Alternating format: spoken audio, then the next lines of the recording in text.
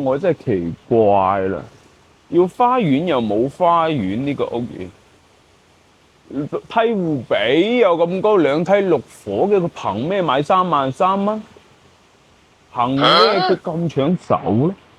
跟住睇真啲，一條視頻話你知 ，Hello 大家好，我係房偵探 Marcus 啊，冇錯，我回答片頭我嘅問題，憑嘅就係佢喺拱北呢個地段，我從業10年以上嘅地產經驗、競產生涯咧，拱北係冇新樓嘅，10年啦。我呢10年終於有一個新樓推出啦，咁今日我就嚟到咗距離拱北關口只有1.5公里嘅全新屋苑觀辰246。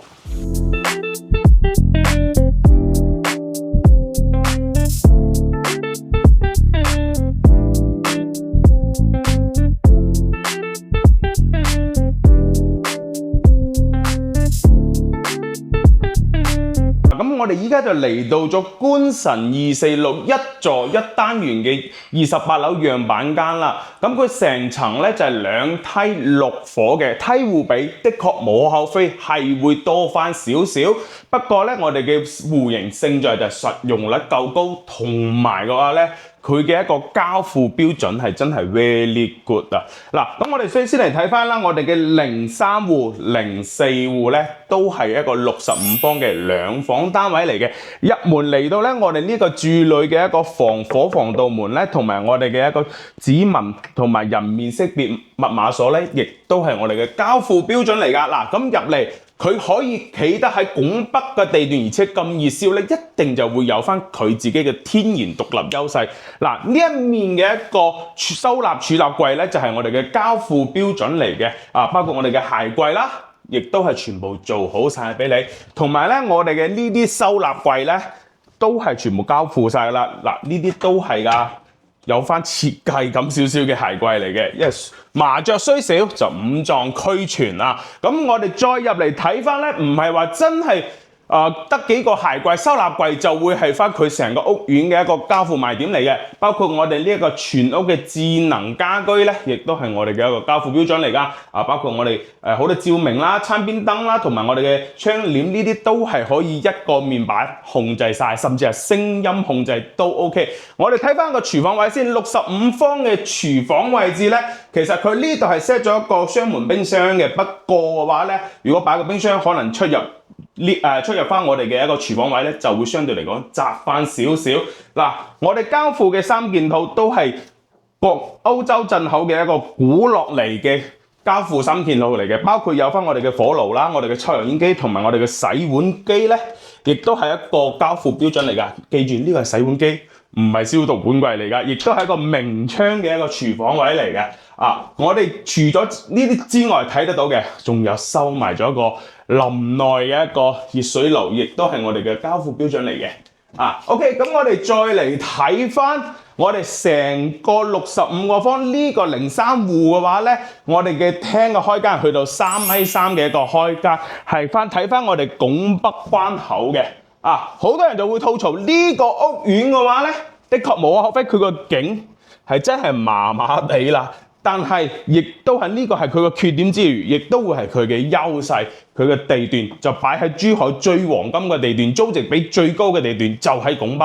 喺拱北寸土寸金嘅一個地方，有翻新樓盤已經係講真嘅，係已經好耐啦。咁我哋除咗廚房嘅交標係 very good 之外咧，仲有我哋全屋都配備咗我哋大金嘅中央空調嘅，亦都係我哋嘅交付標準。我哋嚟睇翻我哋休息區先，65方做咗2房嘅設計。咁呢一個樣板間咧，就會將呢度做翻書房，或者係 Marcus 最中意嘅機室啦。咁其實呢度亦都係足夠可以做翻張1.2到1.5米嘅床，同埋做埋櫃嘅空間咧，完全係充足嘅。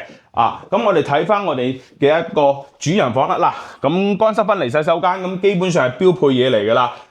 咁我哋嘅主人房咧，我哋嘅一個櫃體啦、衣櫃位啦，呢啲亦都係全部嘅一個交付標準嚟㗎。全部係幫你整好晒㗎啦。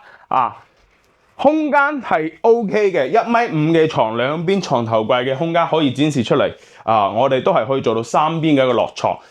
講真嘅，65平方嘅呢個單位做到兩房，佢個第二個賣點就係實用率的確高，去到90%。我哋嘅交付標準基本上全屋廚裝，你裝翻啲窗簾啊呢啲嘢啊就可以已經自己入住噶啦。呢個單位65平方嘅，仲有另外一個景嘅。咁呢個景朝南向嘅，的確望到係舊樓為主，低樓層甚至可能冇咩睇，冇問題。仲有一個朝翻西向嘅。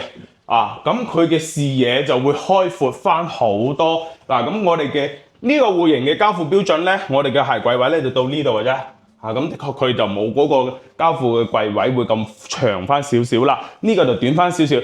我哋呢一個戶型基本上係一致㗎啦。咁就西面前面冇任何遮擋，係望翻我哋嘅前山河景嘅。同埋呢個廳會大翻少許。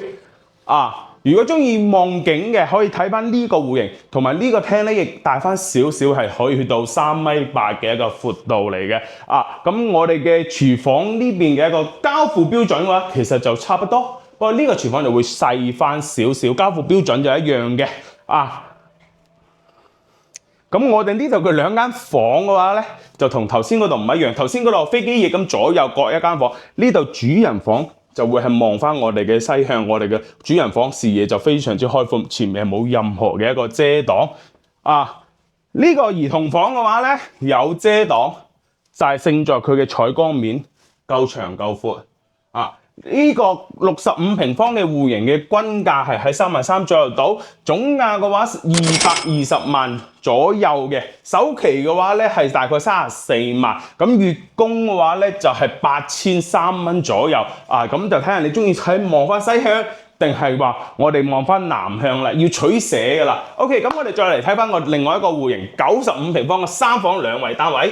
咁我哋就嚟睇翻成個項目最大積嘅一個單位啦，95到98方嘅01同埋026戶咧，都係我哋嘅95到98方嘅單位嘅。咁我哋入嚟睇翻啦，我哋嘅門啊，呢啲嘅指紋密碼鎖咧，都會係我哋嘅一個交付標準嚟㗎啦。咁我哋再嚟睇翻，佢呢個係一個創意樣板間，就做咗一個開放式嘅廚房。咁亦都可以參照翻佢哋嘅呢個裝修嘅設計。交付咧，我哋都可以睇到啦。呢啲櫃體面啦，同埋大面積嘅位，佢亦都有一定嘅設計風格俾到大家噶啦。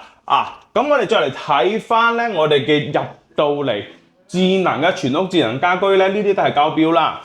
成個廳嘅設計，成個廳係去到5.5米嘅，足足有5.5米咁闊。我同你講呢個係95方嘅，係咪相比好多其他嘅個廳係大咗好多？所以呢度除咗地段好之餘，交付標準好之餘咧，所有嘅戶型基本上都係可以同你做到90%到95%以上嘅上用率啦。而且呢一戶咧，其實成個係望山我哋北面嘅一個板張山嘅，成個視野係非常非常之開闊嘅。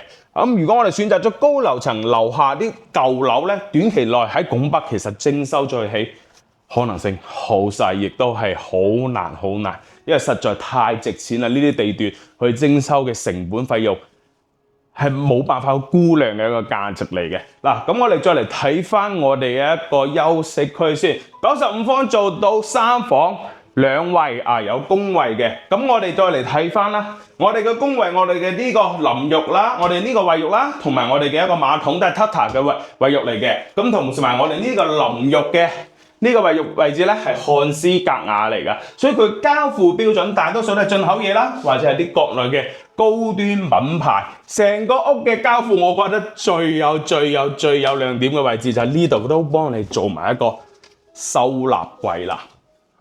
成個收納櫃咧，佢係全部幫你做好晒嘅。頭先攝影師就喺度問啦，哇！呢啲係咪全送嘅？你同我買咗呢度，買套樓，我送晒一櫃俾你，送滿俾你，唔夠我再送多一櫃俾你。呢啲收納櫃咧，亦都係我哋嘅交付標準嚟嘅。OK， 咁我哋睇翻我哋嘅休息區。一共就3間房，每間房基本上嘅空間擺1.5米床，同埋做埋收納櫃係完全冇問題嘅。我哋可以睇到啦，呢啲位置係比較有少女心泛濫嘅一個設計。實情嘅話，我哋嘅床咧，亦都係做到呢個位置同呢個梳化位咧拉平。都 OK 嘅。咁我哋再嚟睇翻對門嘅呢一間房，呢一間房佢作為一個長輩房，佢個採光咧係 very nice 嘅。咁我哋嘅呢一間房成個嘅開間咧係有去到2.2米左右度，所以講做翻床，完全連翻呢度都完全仲有充足嘅空間去做翻收納空間嘅。最重點嚟啦，主人房嘅位置。咁我哋呢個主人房嘅話咧，交付標準，我哋嘅套房衛浴咧亦都係吸合啦，同埋我哋學斯格雅嘅淋浴啦，呢啲都係交付標準嚟嘅。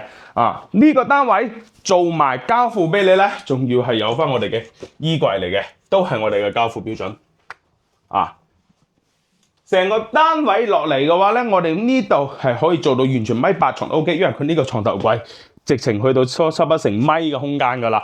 成個單位落嚟總價為到係313萬左右度，咁我哋嘅首期咧係47萬，月供係11200蚊。咁我哋喺拱北10年啦，終於亦都有翻啲屬於拱北嘅新物業啦。咁我呢個屋苑咧，亦都俾大家觀眾睇到咧，其實拱北嘅樓唔係你哋想象中嘅可能會1萬零蚊或者幾千可以買得到拱北嘅。嗰啲講嘅只係拱北取景，其他地方拍攝嘅啫。拱北嘅價錢其實係全珠海嚟講相對比較穩妥嘅一個區位嚟嘅。因為畢竟嘅話咧，拱北亦都係全珠海最黃金嘅地段啦。呢期視頻官神咧就有咩問題可以下方留言，我哋成個官神嘅所有屋苑、所有嘅樣板間咧，亦都睇晒㗎啦。灣區接睇真啲，一條視頻話你知，我哋下期見。